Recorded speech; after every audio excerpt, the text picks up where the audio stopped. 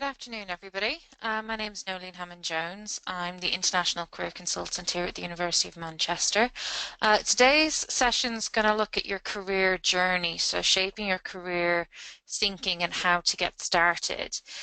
Today's webinar is recorded and will be available on the download section of our website. I will take questions throughout, so if you do have any questions during the session, please post them in the questions area and I will get to those during the session. Okay, so just to get started, so this is what a career journey in a very simple linear way would look like to most people. You will have various different approaches to this career journey, and the career journey you'll move back and forth at different points as well. So just to really start, we'll look at understanding yourself, which is really a critical place to start for most people. And most people haven't really considered who they are or what they want, and also what they're good at and interested in. And these are crucial when you're looking at a career for yourself. You can be really, really good at something, but if you don't enjoy it, you're not going to be happy in that role. So looking at what makes you happy, what you're interested in, what motivates you, what gets you out of bed in the morning, these can be really important when looking at a career, because these are the things that are going to make going to work that little bit less painless. So we're here today to have a look at these different areas. And if this sounds like you might make the most of the experience here at the university, then, you know, understanding yourself is very important. So making the most of your time here, getting involved in activities, getting involved in clubs and societies, organizations, part-time jobs, internships are all crucial elements to understanding yourself. Taking part in these activities can be really important in helping you to figure out what do you like about a role in finance, what do you like about a big organization, what do you like about working in a small organization or a small team. How do you feel about a career in the third sector, working with voluntary organizations and charities and NGOs? So what is it that really interests you? And that's what getting involved in as many activities while you're here can be really, really useful. It can also help you understand what really matters, and you can start to look at the marketplace and all the different organizations out there in a different way. So instead of just applying to the Big Four or to all these graduate schemes, really looking at what is in the marketplace and how maybe that matches or aligns your interests and your values. And once you know what is out there, you need to make some choices and defining your career objectives so that you can develop a robust job search strategy, whether this be in the UK or overseas. So knowing your options is really important. Then we move to matching and choosing roles that match those values, those careers objectives that you may have, and making that choice about the types of organizations, the sector, the role, that department within that organization, what really matches you. Going through your strategic job search strategy, and then moving on to marketing. A marketing phase, your chance to impress the hiring organization or the recruiter. And this is it's an opportunity to communicate to an employer how you'll add value to their business. This also includes the interview phase of marketing yourself, because your interview is a marketing exercise. It's an opportunity for you to really showcase to an employer what you have to offer, how you add value, what you can bring to their workforce. And it's an hour to really convince an employer that you're a good fit for their organization. And then moving on to negotiating your needs. And a lot of people actually don't consider this. When you're in a strong position with an organization, you do have a negotiating platform. As a graduate, that may be far less than if you were an MBA or a PhD. but there's still always room for negotiation with an employer. That could be a later start date. It could be negotiating visa, for instance, for those of you who are international. Negotiating can involve a lot of different elements in your career discussion with these employers if you get to the point of being offered a role. So we're going to look at decisions and what decisions have you made. So there are three categories here with decisions. I'm going to launch a poll in a moment just to get an idea of where you think you're at. So those of you who I do know, so you've researched loads of different roles and organizations, you've talked to people in industry, in jobs they are considering, you have strong self-awareness, so you understand yourself, you understand what makes you tick, what gets you out of bed in the morning, what you really enjoy, you understand what skills and values and interests you have. So you're in the I do know camp. The I think I know camp, it's more ad hoc confirmation. So you kind of have an idea, but not completely cemented that idea. You have ideas around career paths maybe, you've had a look at 3 or 4 different ones but can't really make that decision.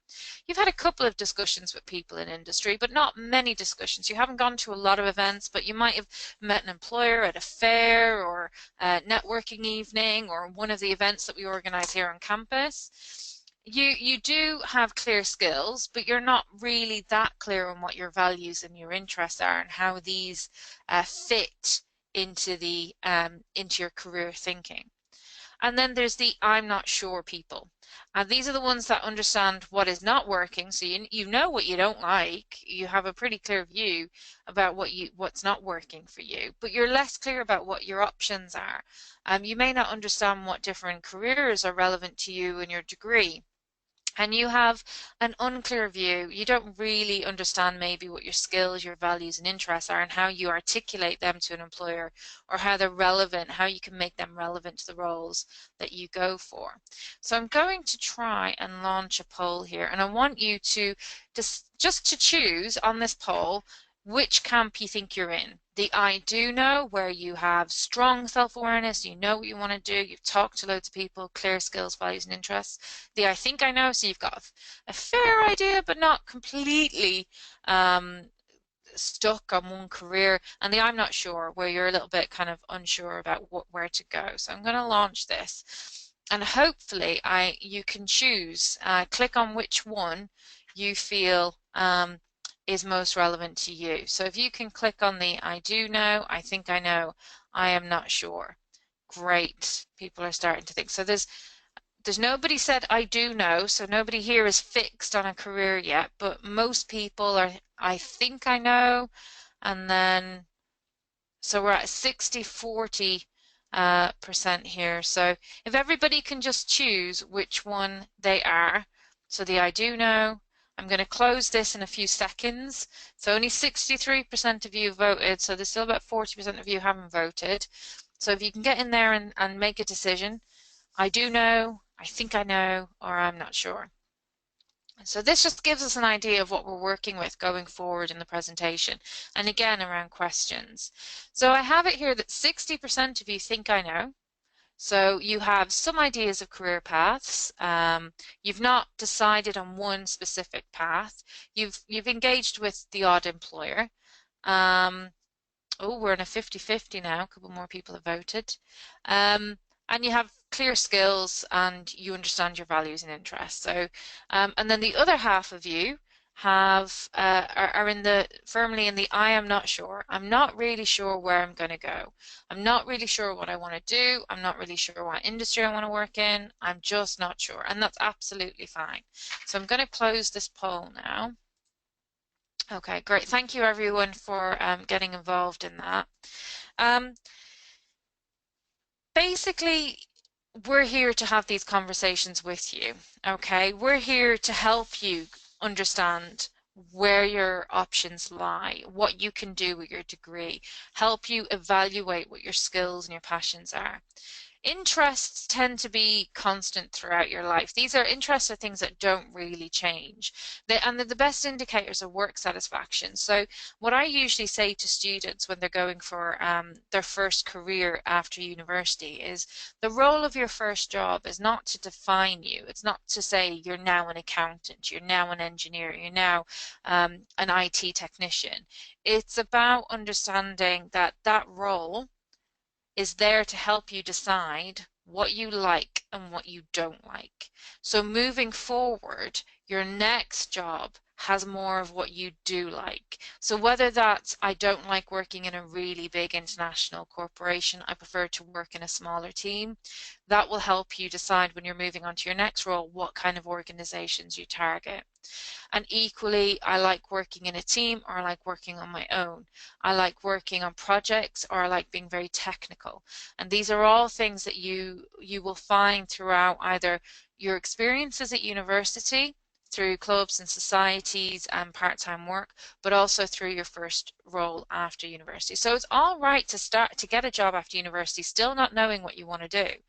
Um, but again, we can help you get some more clarity on where to take the next steps. So some questions to think about, some questions to ask yourself. What are your passions?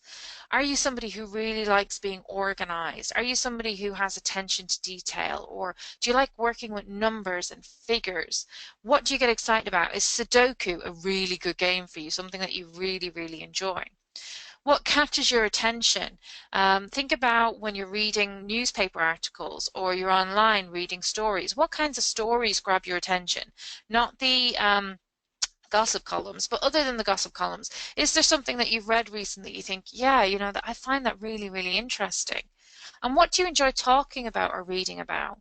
When you're meeting up with your friends in the pub or in a cafe or a restaurant or just at each other's houses, what do you tend to talk about? What stories, what's happening in the media, what really gets you passionate? And what do you enjoy doing? So you can analyze things like sports and clubs and societies. Do you like working as part of a team? Do you like having a role within that team, a fixed role where you're a cog in a bigger machine? Analyze your activities. Think about what is it that I really, really enjoy doing? And start observing yourself. It's really important to get this understanding because the more you understand about yourself, the more you know what you have to offer, the better you can market that to employers, the more you'll enjoy your role as well because you'll have made a more informed decision about your role. Whether it's just to try out a career in finance, you're not really sure of finance for you, actually you're thinking about finance or marketing, it helps you. Once you know more about yourself, you can then decide, well, actually, this industry tends to attract this kind of person. I'm a bit more creative and I want to work in this industry. So it can help you make those decisions. Values and motivators. So what are values and motivators? So values are the rewards you want from work. They're not your personal values. They're more like values that you would get around performance. So what are your top work values? And these are things could be, I really want a work-life balance. For me, work-life balance is really important versus financial reward. Very few organizations will give you a well-paid job, a very well-paid job, that also gives you work-life balance. So when you're looking at your values and figuring out what's important to you, again, this can indicate what sectors would work well for you and what wouldn't. So for instance, if you're an individual who really has a lot of hobbies and you do a lot of things outside of university and you want to carry that on through your career, so work-life balance is really, really important to you, then consulting may not be a great career for you because consulting is it's a very heavy workload, very demanding, lots of time. You wouldn't have a lot of time to do things outside of work, but it does have that financial reward. So financial reward people, maybe consulting is a career for you.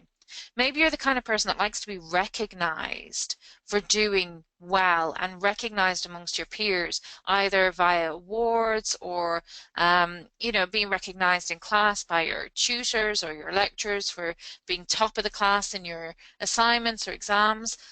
versus a good cause, somebody who just wants to give and do something good and not be recognized for that. So, and every one of these options is a good option. It's a valid option. So I get students who think, oh, I don't want to say it, but I really want a well-paid job. I want to earn a lot of money. That's not something to be ashamed of. That's something you need to know because that will help you choose a role. If your motivator is financial reward and you choose a role that doesn't pay very well, you're not going to be very happy because your motivator is money. And if you're not making money, you're not going to be happy. Equally, if you want a role that's intellectually challenging, um, and you're not in a role that's intellectually challenging, it's a mundane role, then again, you're not going to last very long in that role because you're not going to be happy. You're not going to want to get out of work. You'll probably have a poor sickness record. You'll find that you're not motivated to get out of bed in the morning. So these are things that you need to look at. Some people pick financial reward above work security. Having a good job is more important than having a very well-paid job. So just think about what's important to you. And there's many more. You can Google this and you can have a look on our website as well. There's lots more about values and motivators. And there's a number of different tests that you can do online, and I'll come to that in a moment. So skills are transferable competencies. They're the best indicators of performance, and employers use this if they're using performance indicators. So if you're a salesperson, about how many calls you can make, how many sales you can make, some of these performance indicators are targeted. So what is your skills profile? Again, some more questions. And I know you're probably thinking, I want the answers. But the only way you're going to get the answers is by asking yourself these questions. So what are you doing when you're performing well? What tasks do you do really, really well at? And if you're not really sure, ask friends and family for their insight. What do you think I do really, really well? So one of my skills is presenting. So I do a lot of presenting in front of large audiences, but also I have a talent for talking a lot, which when I'm doing webinars is a good thing because I have to talk for a long time when nobody's talking back to me. So, thinking about your skills and what you do and what you enjoy is really important. What activities do you get involved in that you may do better than your classmates or even siblings? Again, this can help you define what skills you have. And which skills should be avoided or reduced in your role going forward. So think about, you might be good at something, but you don't really enjoy it. So that's something that you want to avoid going forward. So for instance, I'm really good at sales. I know this from previous jobs that I've done. I don't enjoy sales. Therefore, I'm going to avoid jobs in the future that involve a sales role or sales tasks. So these are things that I have found through my career. But you can start looking at what you do now that maybe people go, you're really, really good at that. And you're thinking, I am, but I don't like it or I don't enjoy it. So avoiding jobs that, when you're reading through a job description, may list that at the top of the list. If it's at the top of the list of responsibilities or tasks, then maybe it's something you want to avoid. That in turn, applying for further jobs going forward, you can reduce in the roles that you apply for. So in addition to skills, competencies tend to be made up of several skills, and you need to know this when applying for jobs. A word of caution, you can take a position that doesn't play to your skills, but as I said, it can be very draining. It can make you feel like you're low in energy and you may not last long in that area. So it's worth having a really good look at what skills you do have. And make a list, you can do a list, like a pros and cons list of what you do better or than your peers, and a list of what you do less well than your peers. And this can help you build up a really good view of what your skills looks like. You can really enjoy something and not be good at that, and that's fine. Then you know that that's something that you really enjoy. You may not be very good at it. So for instance, you really enjoy organizing events, but you're not very good at organizing events. But that's something you can work on. That's a skill you can work and develop. And think about points in the past when you did particularly well at school or as part of a club in society. And also think about times when things didn't go so well. So these are really good things to think about when you're putting your skills list together. So I've just gone back to the journey here, and I want to go to the strategic job search section. And I just want to let you know that as part of the strategic job search, I get students who come to me with, I've had loads of applications and I've had very little response. I had somebody the other day tell me they applied to 300 jobs and didn't get any responses.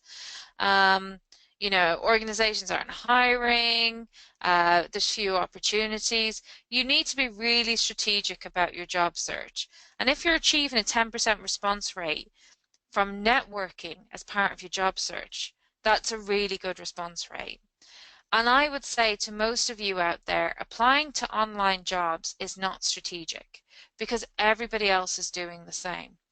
By attending evening events, getting work placements or internships, looking at ways into the organization. In some instances, it is all about who you know. Networking is a crucial part of your career. I equally had a student the other day who had a family member in a great role in an organization and a sector they were interested in and they really wanted their career in, but they didn't want to ask that person because they wanted to do it on their own. And I can respect that. I really can respect that. But equally, her her competition, which is every other graduate looking for a career in that area, is not going to want to do it on their own. They're going to want to help. They're going to ask alumni. They're going to ask contacts. They're going to ask family. They're going to ask family friends. So it is admirable wanting to maybe get into an industry or a sector on your own, but equally asking for help is not a bad thing. It's what everybody else will be doing. So if you have those connections in the workplace, if you have those connections in industry, either through family, friends, friends of family, using those connections for a strategic job search is essential. It is something that you should be doing. And you're more likely um, going forward in your career to get a job opportunity through a referral than you are by applying online. The applying online thing is generally for a lot of graduates and young people, but as you develop in your career, you're going to get jobs through networking. So the earlier you learn to develop your networking skills and meeting people, whether it's online through LinkedIn, whether it's through your connections at university, whether it's through family, friends, it's important to network. Find out who you know from connections who is in an industry or a job that you are interested in, and just ask for insights. You would never go to someone asking for a job because that's bad business etiquette, but you would go to somebody to ask about insights into a career in this area, an insight into what the organization is like, what the organization culture is like, how do they normally recruit, what kind of attributes are they looking for in candidates? Are there specific skills and values that the company is interested in? Do they hire graduates who volunteer, for instance? Are they very big on their corporate social responsibility? Is that something that will get you noticed? Getting inside knowledge can be quite essential. And those students who have many applications but little response, achieving interviews but not getting offers, too much or too little irrelevant experience, little response through networking. That I would say is you have maybe a good enough document to get yourself noticed, but then when you're getting to that stage of being able to demonstrate your abilities in front of an employer, that's when you may need help from us in marketing yourself effectively. As I said earlier, an interview is an hour of your time and the employer's time where you can demonstrate what you have to offer an employer. And this is where a lot of people fall down because they've not done the right level of research for this type of role. Most students that I speak to who tell me, yeah, I've applied for loads of jobs, I've got loads of interviews, but I never seem to get through to the next stage. And when we do what we call mock interviews or interview simulations where I pretend to be the employer and I'm interviewing, I can see why. I ask a simple question like, what do you know about our organization? And so many people stumble because they've not done the research. They don't really understand who they're applying to, what the organization stands for. A lot of these organizations have developed identities for themselves, brands, values. Deloitte, for instance, has a very core set of values that they frame their interview questions around. EY is all around your strengths. They're interested in people who are energetic and have strengths in particular areas. So again, it's knowing the organization, knowing what they stand for, and also knowing how you can articulate your responses around what they're looking for. So you need to do the research around what they're looking for, who they are, what they do, who are their competitors, what's happening in the economy that may be affecting that organization, whether it's the UK, Europe, Brexit, Trump in America, is he affecting the share stock market? What is happening at the moment that is affecting these organizations? And you need to thoroughly do that research. Equally, a lot of students as well will say, oh, no, no, no, I'm fine with interview. I have my answers in my head. And when I question them and they have to say those answers out loud, it gets muddled because they've not practiced out loud. I sound amazing when I answer questions in my head, but when I have to speak out loud in front of somebody, I get quite muddled. I can get a little bit confused. I can forget things. So what I would also say is use the career service for interview simulations to practice your answers to questions, but also um, ask family and friends, your housemates, flatmates, if they would pretend to be an employer. And you can go on the likes of Glassdoor online, which is a website online, and you can look the company up on Glassdoor, and some students and graduates will have posted interview experiences with that company, including questions that they may have asked. Also, you'll find a list of interview questions on the Career Service website. So have a look and see, get a few questions together and get your friends and us here at the Career Service to ask those questions and practice out loud. You need to practice your answers out loud, and the more you practice, the more refined your answer will be and the more natural it will sound as well, because the last thing you want is an answer to sound like you're trying to remember off a piece of paper what it is that you said. So having given you all those questions and you're thinking to yourself, what am I going to do with all this information? Well, I have a few different exercises that you can do. And these are exercises that you can take to help yourself to understand maybe what is out there, what careers might be good. Now, these are just guides. They're not the answer written in stone of what you must do. But what they are is they're guides and little tests that you can take that will help you to get a better understanding of what your skills, your values, your interests, your motivators, and your career options will be. So the first one would be under which career, which is a section of our careers website. On our web pages, there's loads of information on there, including the I don't know what I want to do guide. It's a good guide to read. It'll give you some great starting places to figure out what it is you want to do. Prospects Planner, careers ideas based on a questionnaire, answer a few questions, and it'll give you some ideas of careers that may be suitable to you. Profiling for Success is a personality and career inventory questionnaire which you can get online. It's a psychometric test. Again, these are all free. You don't have to do anything.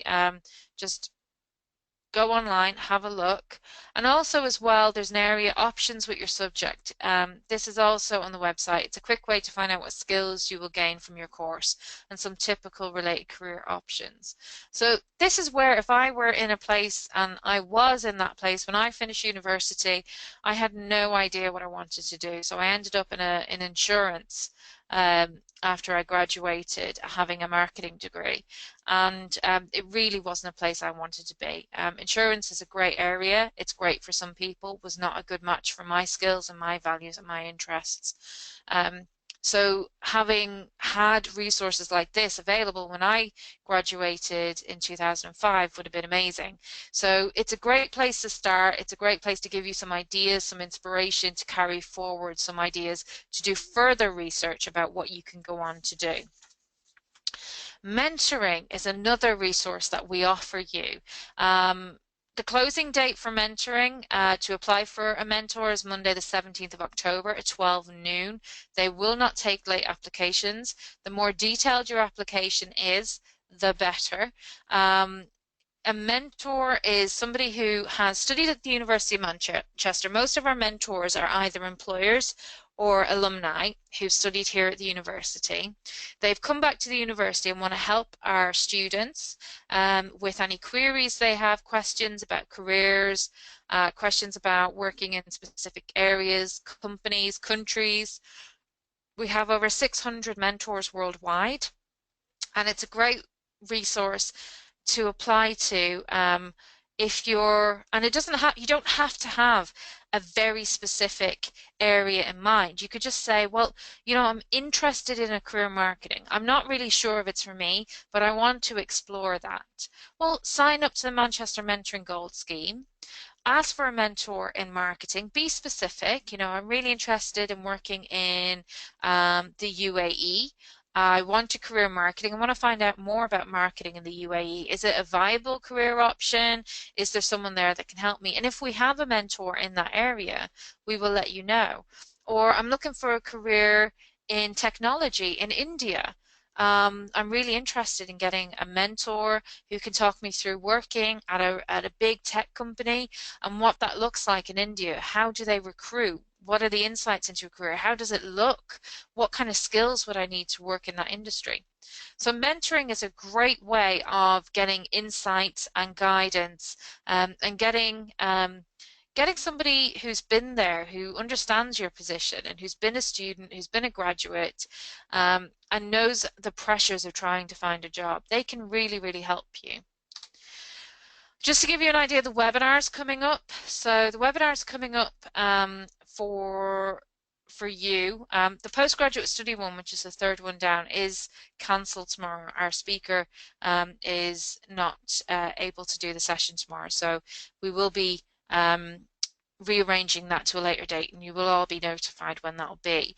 But there are lots of webinars coming up. How to use your network to secure a graduate job. We have Shruti Badri from Deloitte. She's a manager at Deloitte LLP. She is doing a webinar with us next Wednesday at 1 o'clock on how to secure a graduate job, and she will give you lots of insights into a career in Deloitte and how her career journey looked, particularly as an international student. And then there's job hunting strategy, which is on the 18th of October. And we have another great presentation from one of our alum on how to prepare for the Indian job market, if anybody's interested in that. And we'll have a visa session at the end of October for international students. So there's lots more on there, and we will have lots more webinars in semester 1 and 2. You'll find everything, including our downloads and recordings of our webinars, on the link at the very bottom of the slide. You'll see there. Go onto the Career Service website, Services, Downloads and Webinars. You'll find everything that you need there. Okay, so just to give a shout out to the careers fairs coming up. So there's great careers fairs coming up on the 18th of October of finance, business and management. This is not just for finance, business and management students, by the way. These organizations are looking for students from all backgrounds and all disciplines. If you are just looking to get more insight into a company, gain more information, look for inspiration, these fairs are a great thing to go to. Just even if you're in your first or second year, aren't really sure what you want to do, they can be a great way of finding out more about the company. So you can go along, see a company and think, I like their branding, I like their marketing. I'm a very visual person, so I'm drawn by marketing and branding. And if I see a really nice stall with some really good, you know, vibrant colors, I'm drawn to it. So it's probably not the best way of being drawn to things, but it's a good way of starting a conversation. I'm really intrigued by your branding. I like the look of your organization. Can you tell me a little bit more about your company? I'm really keen to learn more about hospitality, or I'm really keen to learn more about finance, or I'm really keen to learn more about an organization involved in marketing or market research. So I would really encourage you all to attend both days, the 18th and 19th of October. Engineering, science and technology companies still need operations, HR, finance people. They need recruiters, they need people from all backgrounds as well. So both days are really, really good for all students. And believe it or not, as a careers service, we do also offer help and guidance around postgraduate study. And we hold a postgraduate study fair every year in November. And this year it's on Wednesday, the 16th of November. So please do go along if you're interested in doing postgraduate study in a particular area. And you'll find out more information about our fairs on our events section of our website.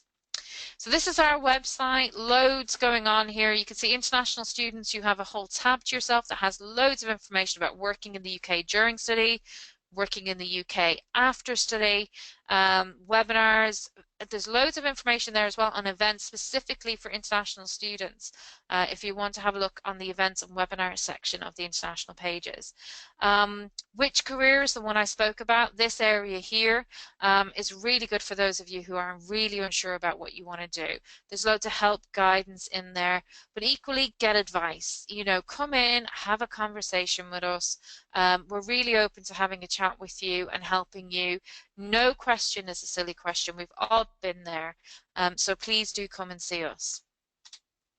We are located in University Place on the first floor in the atrium, where most of you would have received your student card if you're a first year student. If you're not a first year student, it's in the big building that looks like a silver tin can. We're on the first floor. We're open all year round, so all summer as well, all Easter. And you will have access to our services for up to 2 years after you graduate. So you will be able to come in and speak to us if you're in Manchester. If you're not in Manchester, we can have phone or Skype appointments with you. I've had Skype appointments with students in China, Hong Kong, Iraq. So, you know, no matter where you end up, you can still engage with our services. So get in touch with us, have a look at our website, have a nice browse around the website, have an idea of what we have on offer. There's loads of information on there. If it's a bit too overwhelming and you're not sure where to start, just come in and have a chat with us. You can see in the picture there the careers desk in the atrium. Just head down to that careers desk and speak to one of our colleagues. And also as well, join our Facebook groups.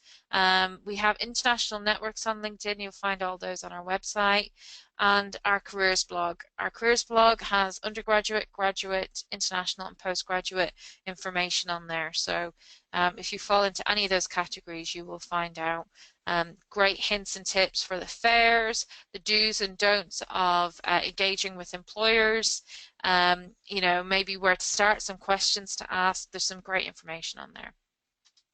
So that's the end of the webinar for today. If you have any questions, do post them in the questions area. I hope I've given you some starting points to look at, questions to ask yourself, areas to go and start your research and figure out what it is that you want to do. If you have any questions, though, for something I've not covered, do post them in the questions area. And if not, thank you for coming today. Have a great day, and I hope to see you all either at the fairs or over in the atrium having a discussion with ourselves. Okay, so there's no questions coming through, so I'm going to end the session. As I said, it has been recorded. It will be available on the download section of our website for you to look at again, especially if you need any additional resources or you need a reminder about which tests you can take to help. Okay, have a great day, everyone, and I will see you around. Bye-bye.